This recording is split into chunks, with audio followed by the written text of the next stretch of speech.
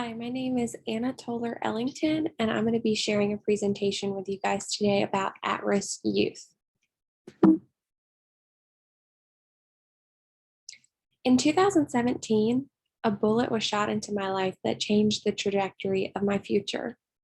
You may be wondering what that could possibly mean, and that's okay because I'm going to tell you a little more about that later. What is an at-risk youth? According to study.com, an at-risk youth is a child who is less likely to transition successfully into adulthood. Success can include academic success and job readiness, as well as the ability to be financially independent. It can also refer to the ability to become a positive member of society by avoiding a life of crime.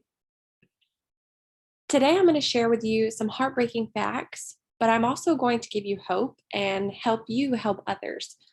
First, does anyone come to your mind when you hear these facts and this information? If so, keep them there. This is me and my friend Jalen. In 8th grade, I moved to Chattanooga, Tennessee, and I became best friends with a boy named Jalen Little. This friendship wasn't instant, as many of my peers told me to avoid Jalen because he was a bad kid. I didn't really know at the time what they meant. Over time, they started to explain that they didn't want me to get into any trouble, that they were just trying to help me. So at first, I listened to them and I was like, okay, maybe they're just trying to help me. But over time, I realized that their definition of bad kid just meant someone who made bad choices. So I started to realize that if that was what made someone bad, then I was bad too. Their bad kid things were things like cussing, getting in trouble at school, having bad grades. And so now I want to share a little bit more about Jalen and I. Over to the left, you can see Jalen. He had a home that was in a rough neighborhood, came from a neighborhood filled with drugs and violence, a life with a lack of parental involvement and negative labels. Myself, I came from what society would label a good neighborhood. I had good grades. I cared about my schoolwork.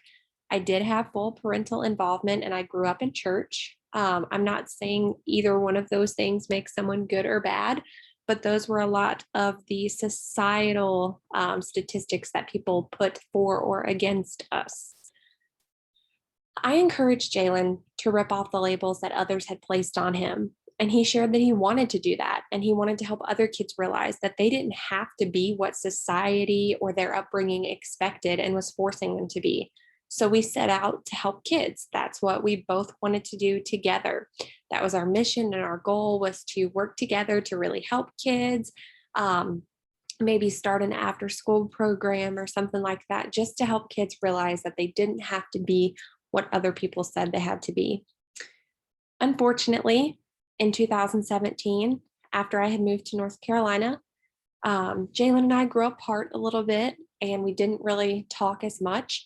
But in 2017, I got a phone call that Jalen had been shot 14 times in his yard due to getting into the lifestyle that he so desperately was trying to avoid. So what can we do to help this pattern stop? Well, identify. There are many different things that can contribute to making someone at risk.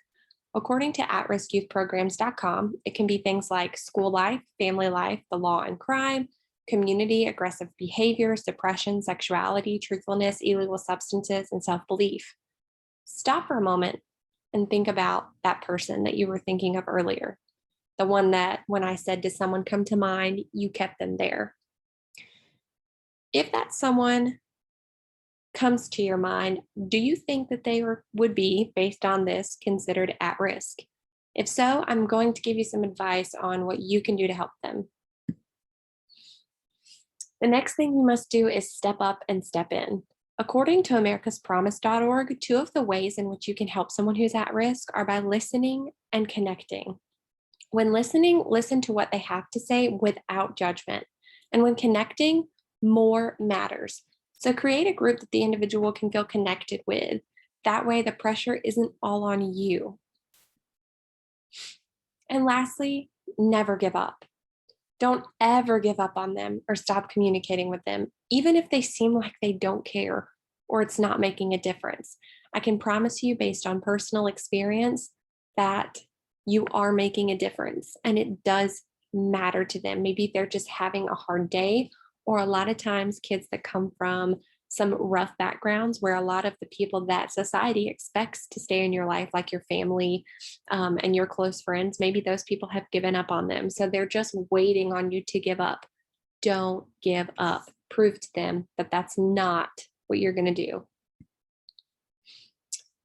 Go out and find them. I encourage you to go from here and find that person or people. Maybe it's more than one person that you thought of when I asked you to think of an at risk youth, and take these tips and do what you can to help them.